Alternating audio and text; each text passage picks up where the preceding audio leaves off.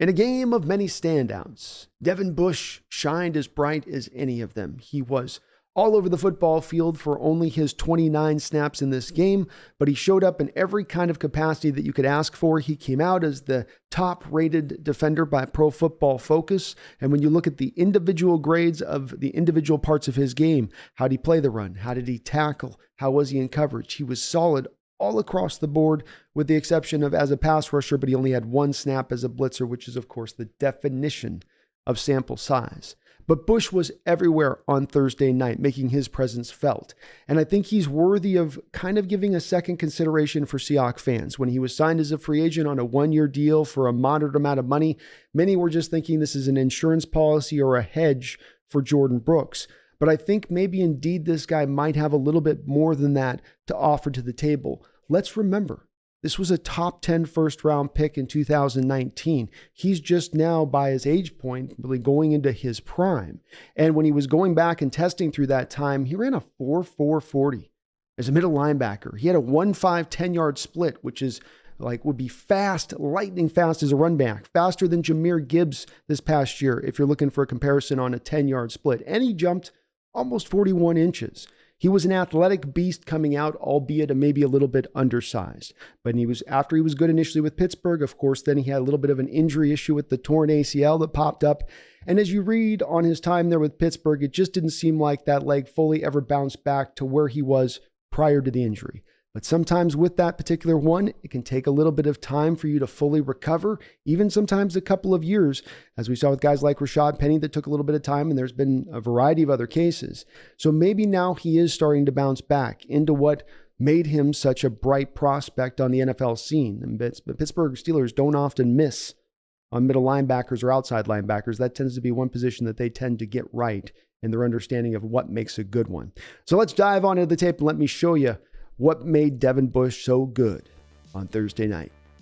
Here we've got Devin Bush. Center of your screen is the middle linebacker. He's going to be number 0, and this is a play where he shows off those instincts and some of that springy quickness to his game. This is certainly the kind of guy you would say would be a rangy sideline to sideline kind of linebacker. And here I like how he really attacks on this play and gets into the backfield, doesn't wait for the play to get to him. How many linebacker plays did we watch last year, especially in the run game, where our linebackers would let everything catch them at the second level? There never were in a moment or feeling of attacking, but does he not look like he is here just attacking on this particular play? Nothing spectacular, but just a solid play, and again showing off some of that athleticism that may now be starting to kind of fully return to him from that torn ACL a couple of years ago. Another snap here with Devin Bush, center of your screen, 0, and he is going to initially take a step inside, thinking this is going to be a run play initially, but quickly bounces outside to recover and pick up his teammate Trey Brown, who's unable to make the tackle on the tight end out in the flat. You really like to see, again, the speed and quickness shown off here from Devin Bush, but also the finish. My mind just goes back to when I watched this play, a game last season against Detroit, where you have TJ Hawkinson catching a ball down the sideline. He's about to maybe potentially take it for a big play, but Cody Barton's got an angle on him and would seem to have an ability to knock him out of bounds. But instead, Cody just comes up and gives him this just soft little shove. This sort of half effort. I already know you want to go out of bounds anyway, so you're probably just going to go out of bounds. And instead, Hawkinson fights through it and keeps going upfield and ends up breaking it for a huge play. Devin Bush is not going to make that same kind of mistake as he comes here and the end of this play, and he really lays the wood. Just one of the many defenders in this game for your Seahawks who were bringing the big hits in this game. Nothing too fancy here on this particular play. I'm not sure what exactly the Vikings were trying to accomplish, leaving Bush basically unblocked, but he fills the hole quickly, comes up and makes the play. Shout out to Jarek Reed as well, who comes up and rallies to the ball with Bush. Both of them giving the other kind of an angle to come up here and both hug up onto the tackle so that you're not, eliminating one defender from the play or allowing for a cutback lane here. Nothing fancy, but just a solid play here from Devin Bush. Here we're going to get Devin Bush in the screen game and working all the way across the field to the other side. Take note here on this particular play of where Bush is starting out to the left-hand side of your screen and where he's going to finish on this particular play all the way on the other side of the screen. Instincts, and then the quickness and speed at the end to get to the ball carrier. But he's getting that instincts, that intelligence, that awareness that you're going to get having played this game for now 3 years, 4 years. and you're starting to build up a little bit of that experience that gives you that wisdom on these kind of plays to really be able to read it true. And he reads this play true. He covers a lot of distance on this particular play from where he starts, and then he finishes the deal with a really solid tackle. One final play I want to show you here of Devin Bush from this past game, as he did not play the whole game. It was only about 29 snaps. And you're going to see him flashing in here from the left-hand side of the screen. A few things that are very, very exciting about this play. First, he's covering a wide receiver here on this play. That is going to be the kid that they took out of USC in the second round to the Minnesota Vikings, Jordan Addison.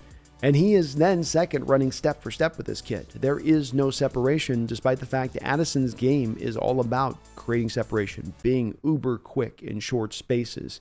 Yet there's Devin Bush, step for step, note for note, with Addison. And then the final part of this particular puzzle is Devin Bush coming in and then making a play at the ball at the end as the ball's arriving on just the right time. He gets that hand flashing right across the face of Jordan Addison at a moment where he's either going to get a little bit of a tip on that ball as it's coming through, or he's going to flash it right across the vision of Addison to where he can't see the ball coming into his hands right at the moment that he would need to. This play gets me very excited because we haven't seen a lot of plays from the middle linebacker position where our middle linebackers are able to stay in coverage with wide receivers first and foremost, but then also to stay step for step, but then also to make a play on the ball after staying step for step with those aforementioned wide receivers. Hopefully, Devin Bush can continue to do this stuff, progressing on into this preseason and into the season, because if he can, he will have himself a potential of being on this field throughout the whole rest of this season. Many believe that it already goes without saying that Jordan Brooks is going to return back to the starting lineup as soon as he gets back recovered from his injury. And that very well may be the case. All I'm saying is that when you look at Jordan Brooks as a player and where he is right now, he certainly can play the run pretty well. He fills the hole. He's got a little bit of pop as a middle linebacker. He'll lay a stick out there. And I would say he's a good tackler. It's the reason he's accrued so many of those over the course of his first 3-4 years wherever he's at here. But there is a reason why the Seattle Seahawks didn't activate his fifth-year option, and that is that there is a gaping hole to Jordan Brooks' game, and that is in coverage, specifically in zone coverage. And it's unfortunate because the Seahawks, of course, run zone coverage a predominant amount of time, especially from the linebacker position when they're having them in their drops.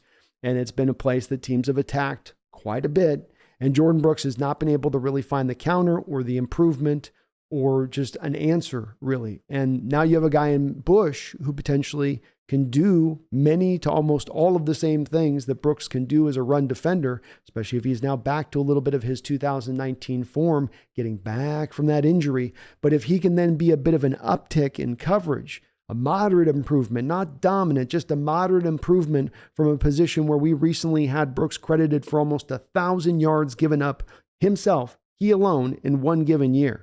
So it's a very low bar here for Bush to clear on that other side of it. And to see him making some of those plays in coverage like he did this past game, on top of being okay against the run, gives me a little bit of measure of hope maybe that he can jump forward on that, because I just don't think that that's going to be a place of Jordan Brooks' game that's going to improve. And again, the Seahawks seem to have agreed with me on that by not activating that fifth-year option. So hopefully no more of Shanahan hitting us with flood zone concepts at the middle linebacker position. Hopefully no more of McVay hitting us with flood zone concepts at the middle linebacker position. Maybe we've got a little bit of an answer for that, for what's been a weakness and a little bit of a failing part in that aspect of the defense in recent years. It doesn't have to be dominant. Just get up above that kind of low-end point that it's been residing at. We'll see if Devin Bush can build upon this early preseason performance, but he's got me excited. And I think we shouldn't forget about all of that ability that still remains in a guy who is still a very young player.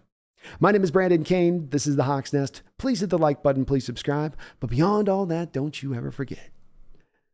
Go Hawks!